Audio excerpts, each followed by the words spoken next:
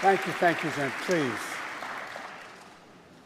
Thank you, Stu Eisenstadt, for that introduction, for your leadership in the United States Holocaust Memorial Museum. You're a true scholar and statesman and a dear friend. Speaker Johnson, Leader Jeffries, members of Congress, and especially the survivors of the Holocaust. My mother were here, she'd look at you and say, God love you all. God love you all.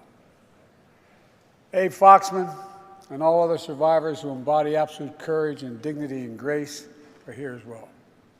During these sacred days of remembrance, we grieve, we give voice to the 6 million Jews who were systematically targeted and murdered by the Nazis and their collaborators during World War II.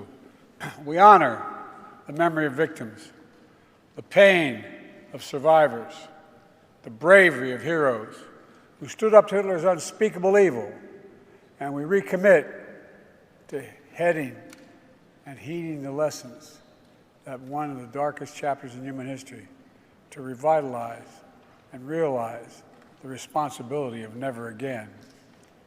Never again, simply translated for me, means never forget. Never forget. Never forgetting means we must keep telling the story. We must keep teaching the truth. We must keep teaching our children and our grandchildren. And the truth is, we're at risk of people not knowing the truth. That's why growing up, my dad taught me and my siblings about the horrors of the Shoah at our family dinner table. That's why I visited Yad Vashem with my family as a senator, as vice president, and as president. And that's why I took my grandchildren to Dachau so they could see and bear witness to the perils of indifference, the complicity of silence in the face of evil that they knew was happening. Germany, 1933. Hitler and his Nazi party rise to power by rekindling one of the world's oldest forms of prejudice and hate, anti-Semitism. His rule didn't begin with mass murder. It started slowly across economic, political, social, and cultural life. Propaganda demonizing Jews, boycotts of Jewish businesses, synagogues defaced with swastikas, harassment of Jews in the street and in the schools, anti-Semitic demonstrations, pogroms, organized riots.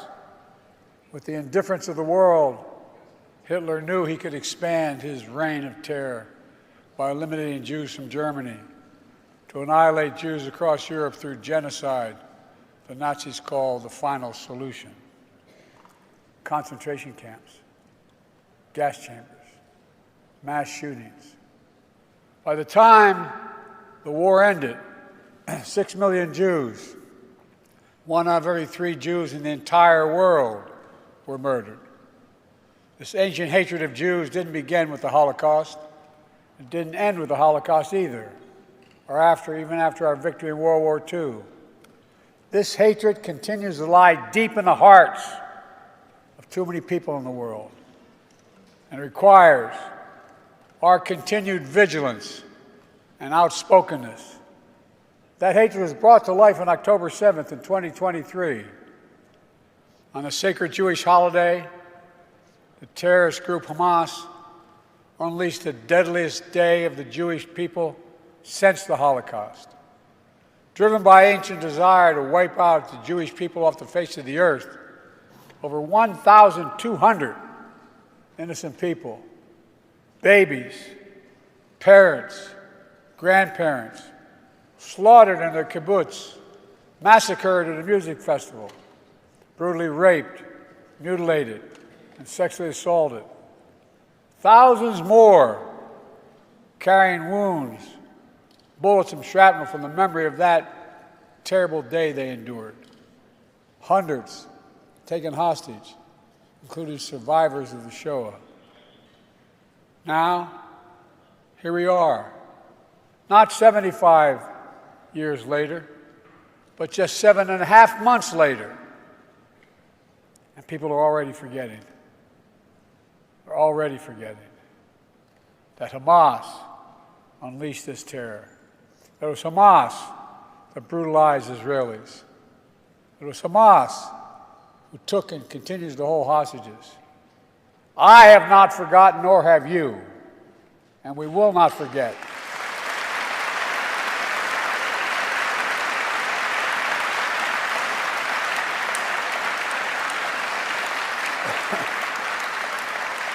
And as Jews around the world still cope with the atrocities and trauma of that day and its aftermath, we've seen a ferocious surge of anti-Semitism in America and around the world. Vicious propaganda on social media. Jews forced to keep their hide, their keepers under baseball hats, tuck their Jewish stars into their shirts. On college campuses, Jewish students blocked, harassed, attacked while walking to class. Anti-Semitism, anti-Semitic posters, slogans calling for the annihilation of Israel, the world's only Jewish state. Too many people denying, downplaying, rationalizing, ignoring the horrors of the Holocaust. And October 7th, including Hamas's appalling use of sexual violence to torture and terrorize Jews. It's absolutely despicable, and it must stop. Silence.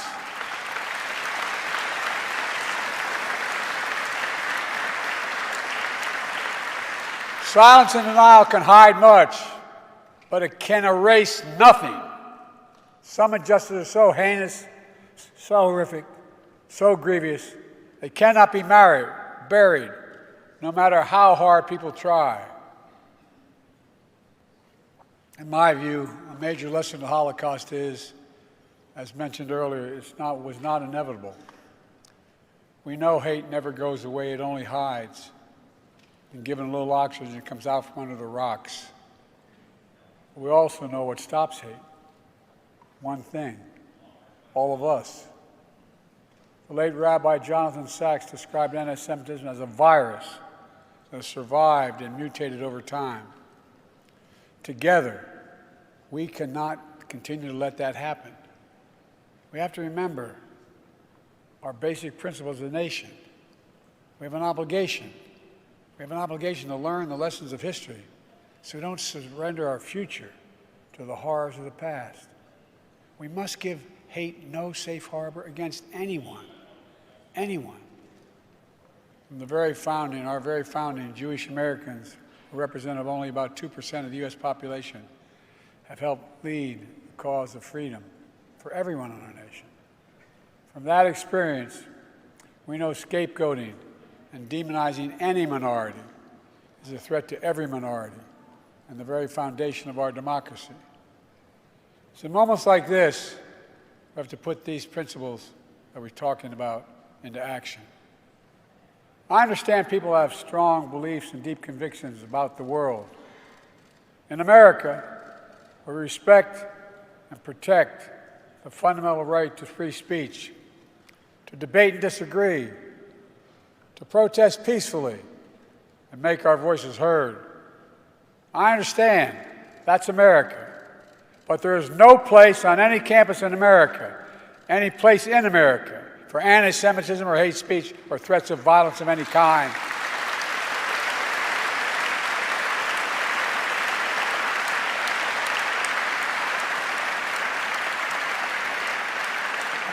Whether against Jews or anyone else. Violent attacks, destroying property, is not peaceful protest. It's against the law. And we are not a lawless country. We're a civil society. We uphold the rule of law. And no one should have to hide or be brave just to be themselves.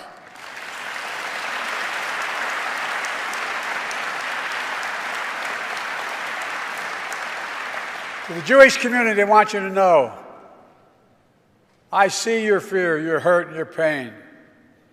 Let me reassure you, as your president, you're not alone. You belong. You always have and you always will. And my commitment to the safety of the Jewish people the security of Israel, and its right to exist as an independent Jewish state is ironclad, even when we disagree.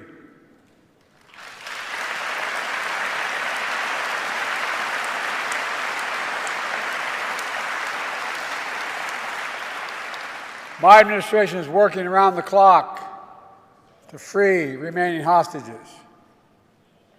just as we have freed hostages already, and will not rest until we bring them all home.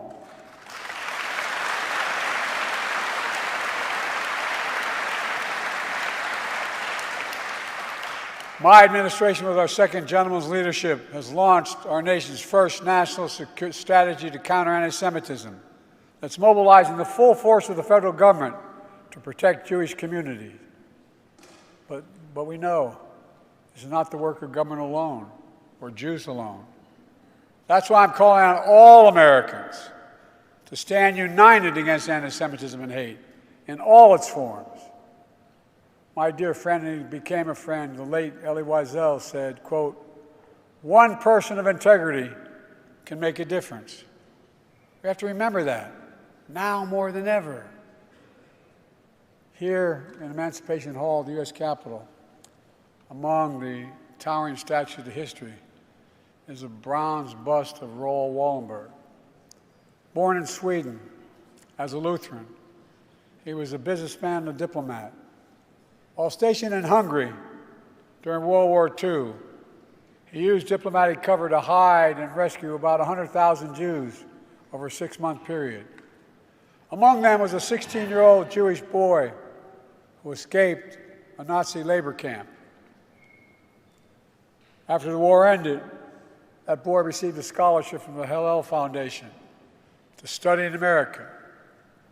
He came to New York City penniless, but determined to turn his pain into purpose, along with his wife, also a Holocaust survivor. He became a renowned economist and foreign policy thinker, eventually making his way to this very Capitol on the staff of a first-term senator. That Jewish refugee was Tom Lantos, and that senator was me. Tom and his wife Annette and their family became dear friends to me and my family. Tom would go on to become the only Holocaust survivor ever elected to Congress, where he became a leading voice on civil rights and human rights around the world. Tom never met Raoul, who was taken prisoner by the Soviets, never to be heard from again. But through Tom's efforts, Raoul's bust is here in the Capitol. He was also given honorary U.S. citizenship, only the second person ever after Winston Churchill. The Holocaust Museum here in Washington is located on a road in Raoul's name. The story of the power of a single person to put aside our differences, to see our common humanity, to stand up to hate, and its ancient story of resilience from immense pain, persecution, to find hope, purpose, and meaning in life, we try to live and share with one another. That story endures. Let me close with this. I know these days of remembrance fall on difficult times. We all do well to remember. These days also fall during the month we celebrate Jewish American heritage. A heritage that stretches from our earliest days to enrich every single part of American life today. Great Jewish American, named Tom Lantos, used the phrase, "The veneer of civilization is paper thin. We are its guardians, and we can never rest." My fellow Americans, we must be those guardians. We must never rest. We must rise against hate, meet across the divide, see our common humanity, and God bless the victims and survivors of Shoah. May the resilient hearts, the courageous spirit, and the eternal flame of faith of the Jewish people forever shine their light on America and around the world. Pray God. Thank you all.